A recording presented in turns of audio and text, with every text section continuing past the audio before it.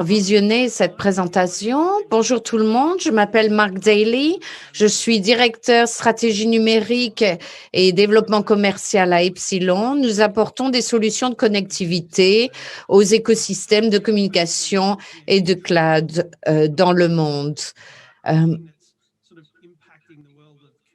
Moi, ce qui m'intéresse, ce sont les nouvelles tendances, l'évolution des télécoms.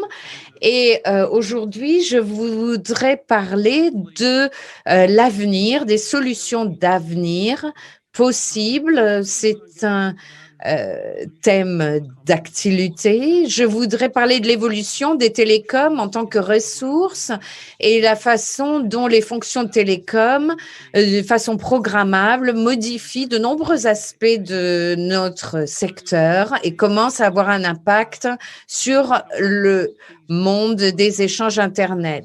Donc, je voudrais la façon dont nous présentons ces fonctions de télécom et représente un instrument, une boîte à outils, pas seulement pour les gens des télécoms, mais pour d'autres également, les portails, pour les utilisateurs finaux, API d'autres tels. Non, nous ne voyons pas vos. Excusez-moi, dit la modératrice, nous ne voyons pas votre présentation.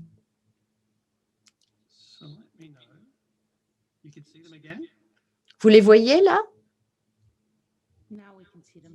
Oui, oui. Oui, nous les voyons. Yeah, all good. Apologies, I'll just stay on this slide. So what I'm really talking about on this slide is around sur cette diapo, je parle du rôle que peuvent jouer les fonctions télécom pour les internets, les échanges, les systèmes d'échange Internet, les portails, etc. Et je parle également de l'impact pour les entreprises, le monde des affaires. Donc, j'espère que ça va pouvoir intéresser tout le monde. Les télécoms programmables, ce n'est pas un nouveau concept. Ça a démarré avec les services vocaux et les réseaux intelligents. Dans les années 90, les telcos ont commencé à parler du concept de présentation de fonctions vocales en tant qu'élément programmable dans d'autres applications.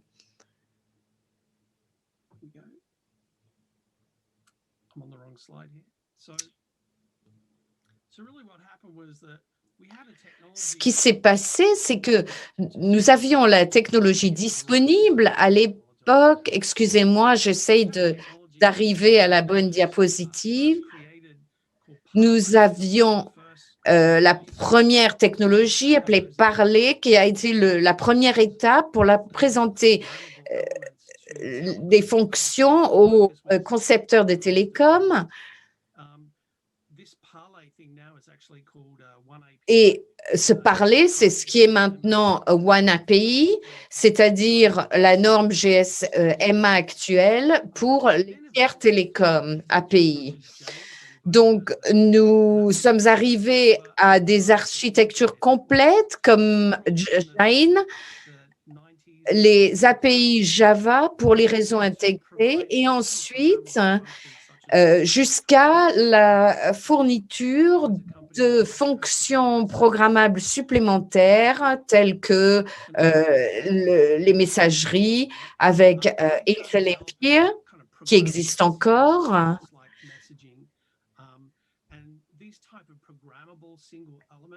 Et donc, ces éléments programmables uniques se sont multipliés et cette capacité a abouti au succès d'entreprises, c'est que Twilio. Le réseau de données a commencé à évoluer au niveau de sa programmabilité pendant cette période et s'est focalisé sur les normes ouvertes et au départ, et puis les fabricants ont rattrapé et nous en sommes maintenant à un stade où on a évolué vers les API que nous connaissons avec de nombreuses fonctions.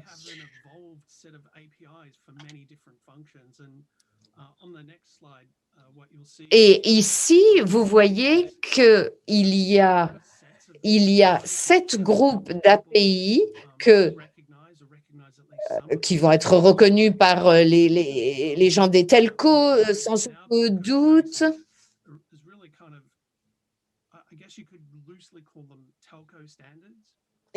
On pourrait dire qu'il s'agit de normes telco, donc des normes du secteur développées par des telcos indépendants. À Epsilon, par exemple, nous avons développé nos propres API. Certains vendeurs, fournisseurs ont conçu également leurs propres API pour leur propre logiciel. Il y a les LAAS pour les interfaces L2 et L3 dans les stacks de cloud et bien d'autres fonctions, PAS, SAS, qui ont également développé leurs propres interfaces programmables. Et enfin, dans cette communauté API, c'est là que les concepteurs et ingénieurs ont créé des outils vraiment intéressants, par exemple Napalm, qui concerne la connectivité entre réseaux. Donc, des développements tout à fait intéressants. Je suis autre que il y en a beaucoup d'autres qui seront familiers à certains d'entre vous dans le public. Donc, toute une série d'API qui sont vraiment applicables pour nous. Donc, le type et la complexité des fonctions de service présentées par le biais des télécommandes programmables continue à évoluer. Et ceci conduit les changements dans ce que nous appelons désormais SDN, Software Defined Networking. Et au fur et à mesure que le concept se développe, les fonctions présentées comme contrôlables et comme capacités contrôlables et programmables continuent de croître également. Des micro-fonctions telles que le contrôle de politique, la gestion d'identité, les aspects de sécurité sont désormais présentés comme des mini-ressources, même dans l'environnement SDN. Donc, même le stack SDN continue à croître. Je parle d'éléments programmables, mais pensez-y, les fonctions de télécommande programmables permettent de monétiser les services de télécom de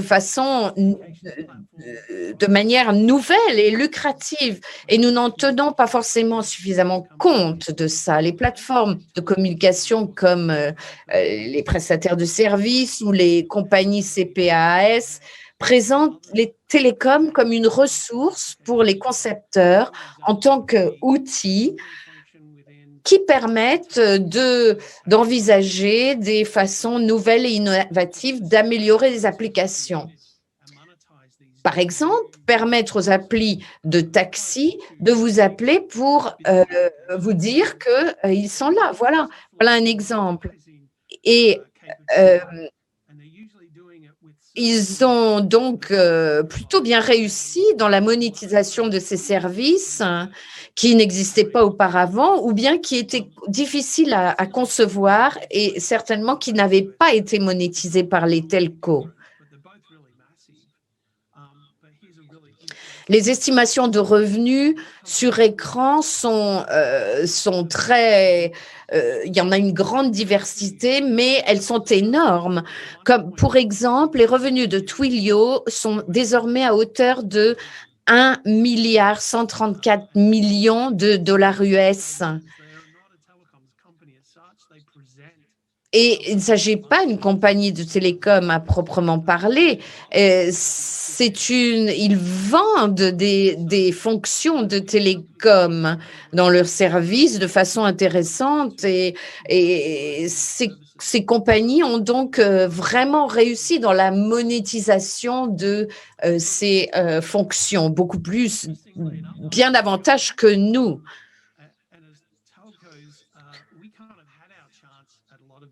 Donc, dans les telcos, eh bien, nous avons eu la possibilité de le faire. Malheureusement, nous n'avons pas saisi cette chance.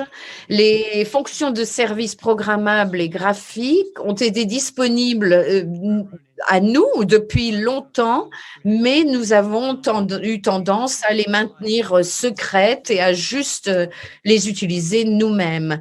L'exemple ici est un exemple graphique de moteur de débit provenant d'une plateforme IN en l'an 2000 et utilisé en interne par certains des telcos. À droite, vous voyez l'offre de Twilios Flex lancée en 2018. Et à partir de là, ils ont autorisé d'autres à créer leur propre flux d'appels.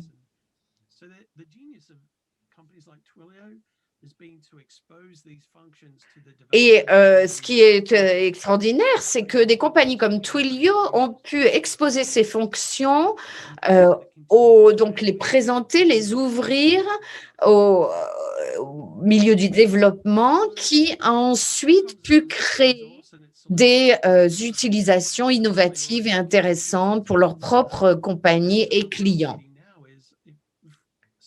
Donc, Télécom en tant que ressource et ses composantes de solutions sont devenus des instruments pour d'autres. Et désormais, en tant qu'industrie,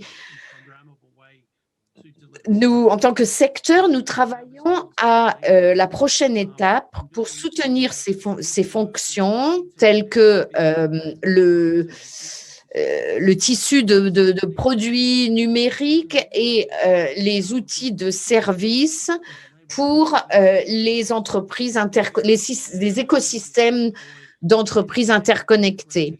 Par exemple, Systems Integrators qui recherchent des instruments pour leur permettre de déployer des solutions de services intégrées de bout à bout pour leur clientèle entreprise. Et en utilisant ces instruments, non seulement en tant que fonction et service, mais également pour l'écosystème eux-mêmes, eh bien, nous pouvons avoir des outils très intéressants pour les entreprises. De nombreuses industries, secteurs considèrent les capacités numériques et en ligne et les changements qu'ils connaissent. Non, ces capacités modifient et parfois dérangent leur propre segment traditionnel. Par exemple, dans le secteur bancaire, où certains sous-segments sont ciblés par des solutions agiles ayant davantage de visibilité et de fonctionnalité que les banques traditionnelles. Monzo, au Royaume-Uni, n'a pas d'agence. C'est uniquement en ligne et avec une appli. Et tout ça, ça a beaucoup de succès. Et nous aussi, nous connaissons cet impact dans les segments telco où il y a eu des pertes de segments de marché traditionnels, par exemple PME par exemple les PME pour des services tels que les solutions vocales et de contact. La programmabilité pour les télécoms, c'est bien, mais ça représente un défi également pour ceux d'entre nous qui y travaillons depuis longtemps.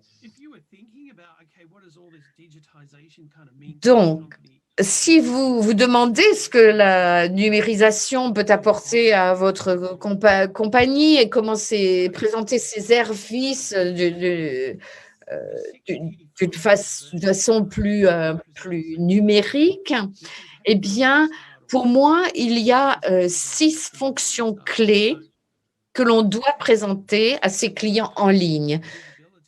Tout d'abord, il faut songer à la visibilité. Il faut que le produit soit visible. Si je veux une nouvelle chemise, eh bien, je vais sur Amazon, je recherche une chemise qui correspond ce que je recherche.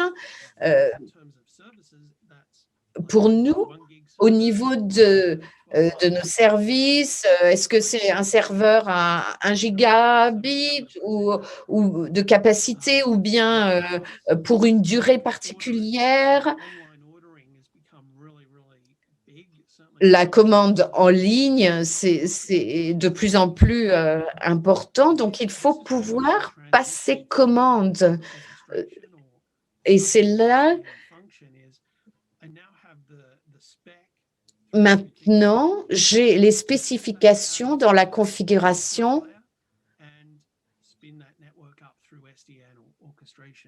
et par le biais de l'orchestration de SDN, eh bien, je peux déployer cela. C'est ce que nous appelons la configurabilité. Et à partir de là, je peux voir la valeur du produit, sa configuration.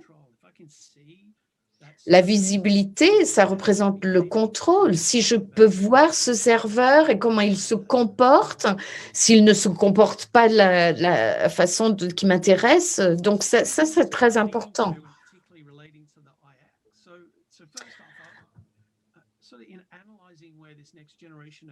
Alors, lorsqu'on analyse vers où se dirige cette génération de réseautage, eh bien, le facteur crucial à cet égard, c'est l'appli. Ce qui est le plus important, c'est l'appli. La montée du cloud hybride permettant des applications et l'éloignement des fonctions commerciales et de données signifie qu'il y a plus en plus besoin d'interconnexion d'adresses, en particulier pour les fonctions de mission critiques. Et les gens des TIC font face à de plus en plus de défis en ce qui concerne l'amélioration de l'accessibilité des applications et donc des défis d'intégration, de même que d'expérience de l'utilisateur. Et alors que les applications sont de plus en plus classées comme étant mission critique, eh bien, de même, la connectivité dont elles dépendent, ce qui veut dire qu'il faut envisager la connectivité comme une mission et également les fonctions de connectivité non mission critique. Donc, à l'étape suivante, il s'agit de présenter différentes options d'Internet et de connectivité. Donc, il faut relier des applications variées pour qu'il y ait davantage de synergie, d'efficacité et une meilleure performance signifie que l'échange Internet va véritablement devenir partie intégrante du réseau d'entreprise. Nous savons tous que les besoins d'entreprise, d'un point de vue télécom, vous l'entendez tout le temps, il me faut ceci, il me faut cela.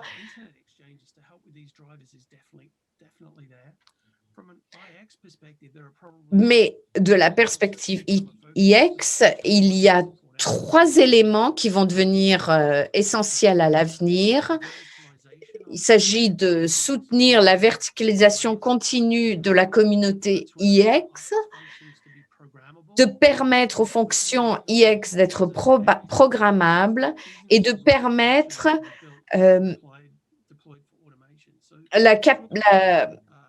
l'habilité de cause et effet et que les autres fonctions d'entreprise puissent être conçues et déployées pour l'automatisation. Donc, à l'avenir, je pense que grâce à la programmabilité et à l'AI, ce sont les applications qui vont conduire les réseaux. Nous avons déjà les éléments en place. Il y a elles sont désormais présentées en tant que fonction d'inter-working aux différents niveaux de réseau. SD-WAN est un bon exemple de la façon dont l'application est devenue visible et qu'elle peut avoir ses propres politiques et ainsi qu'une vision de bout en bout par le biais de quelques clics seulement. Et si ces données sont ensuite utilisées pour être poussées et mises sous le contrôle du réseau physique, eh bien, nous avons de fait des applications qui conduisent notre réseau.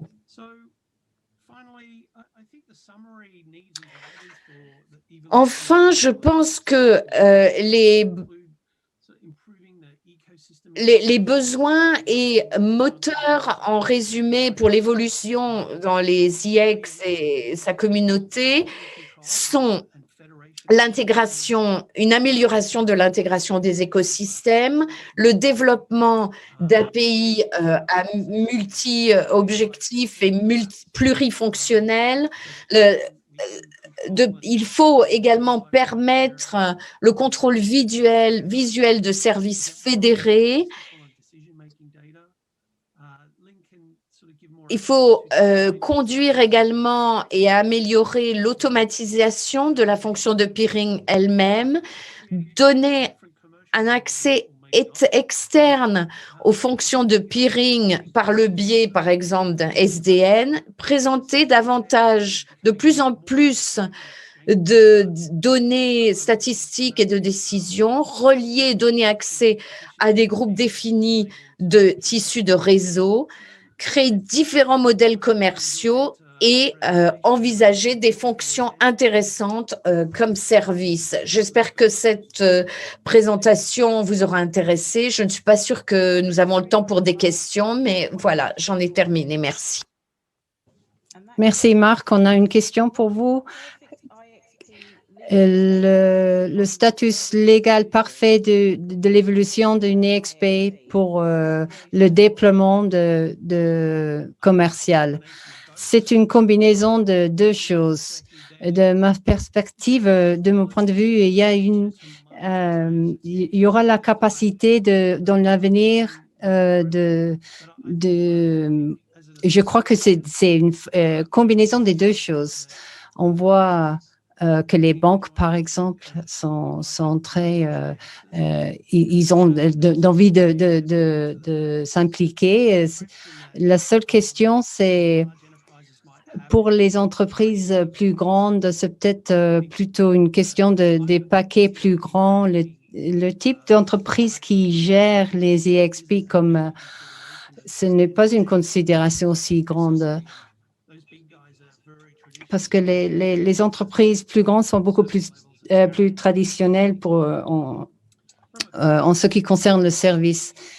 Du point de vue commercial, diriger les EXP, je vois que maintenant, en mon opinion, il y a très peu de différence entre les réussites, les niveaux de réussite dans les organisations qui ont plus d'adhérents plutôt que les organisations commerciales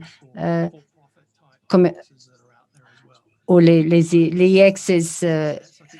Ils ont tous les deux des niveaux de réussite et des garanties. J'espère que ça répond